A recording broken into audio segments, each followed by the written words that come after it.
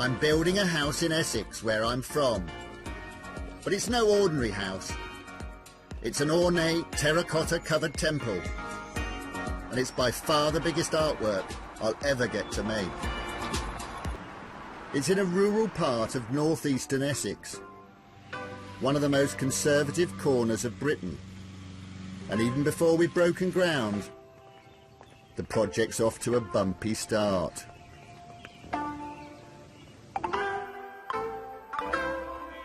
I'm just reading some of the comments from the website where people can object to the planning application for the house.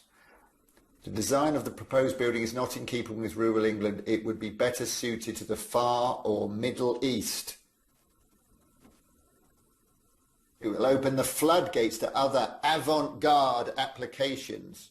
What next? A miniature version of the Shard?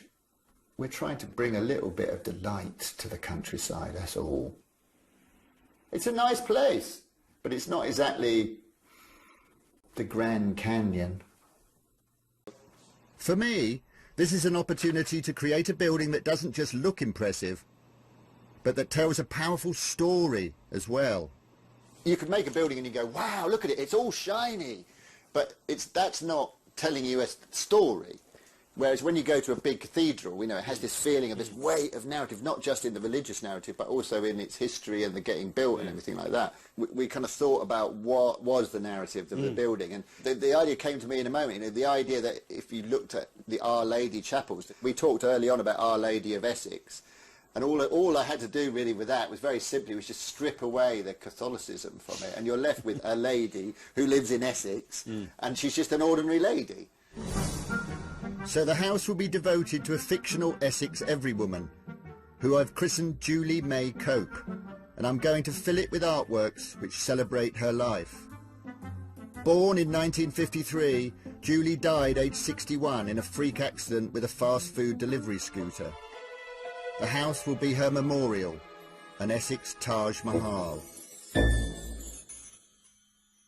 Site manager Jason Rookyard and his team of local builders will have to grapple with the practicalities of a house dedicated to a woman who doesn't really exist.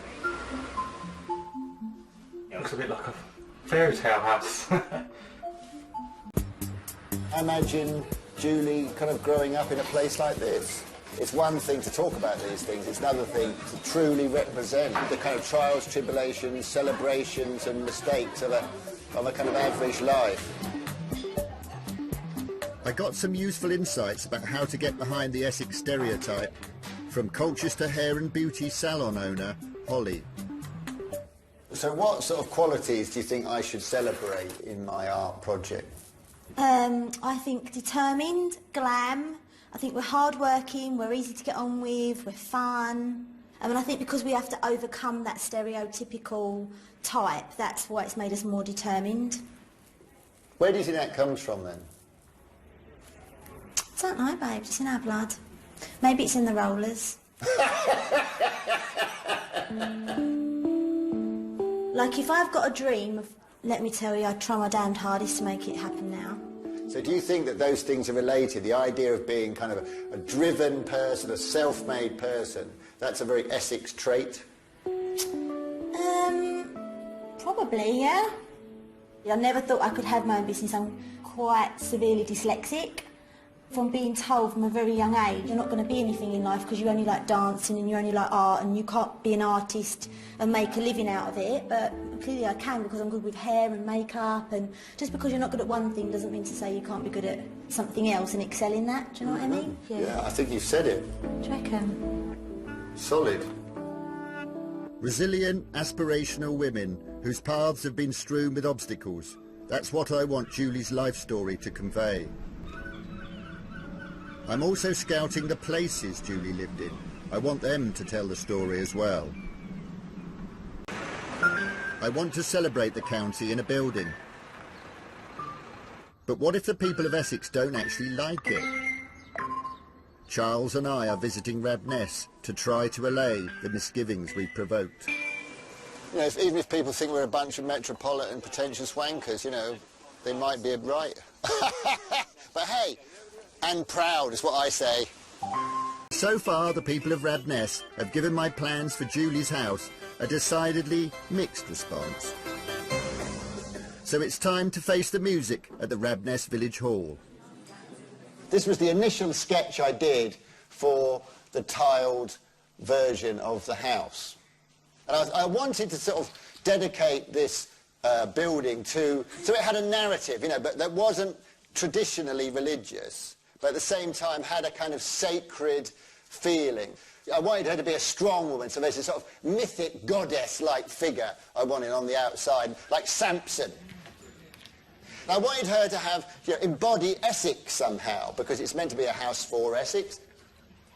One bedroom for each marriage, I thought. So we got a kind of a bedroom that is the young love, you know, the young early 20s, and then they will have these big tapestries staring down at you on your bed of Julie and her first husband there looking down. The other side, we'll have the mature Julie having her second marriage, and that's as far as I've got thus far. So, thank you, yeah.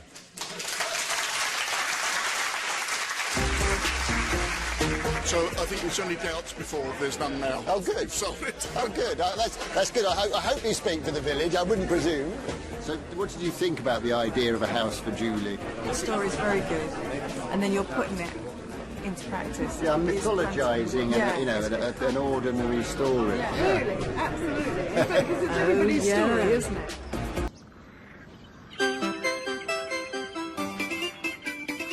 With the roof finally watertight and crowned by Julie, the scaffolding can come down. And I can judge the effect of the building's exterior for the very first time.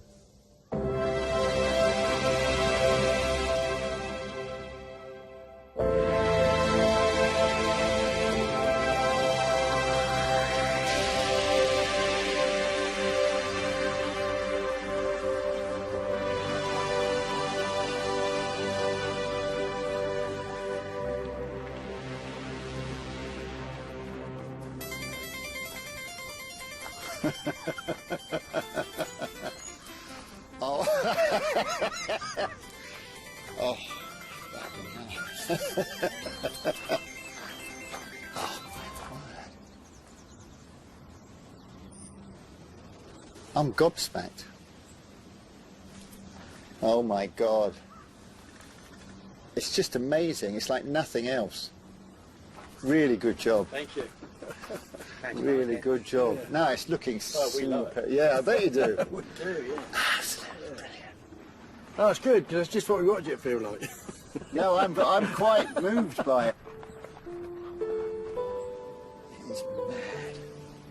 And brilliant. Lovely. It really works, yeah. It does all the things I want it to. It's sort of, it's an exceptional thing, but it's also not, you know, yet another modern building. You know, it's something, there's nothing like it. I just haven't seen anything like it. Haven't stopped smiling for like 2 weeks. She looks good. She's looking good.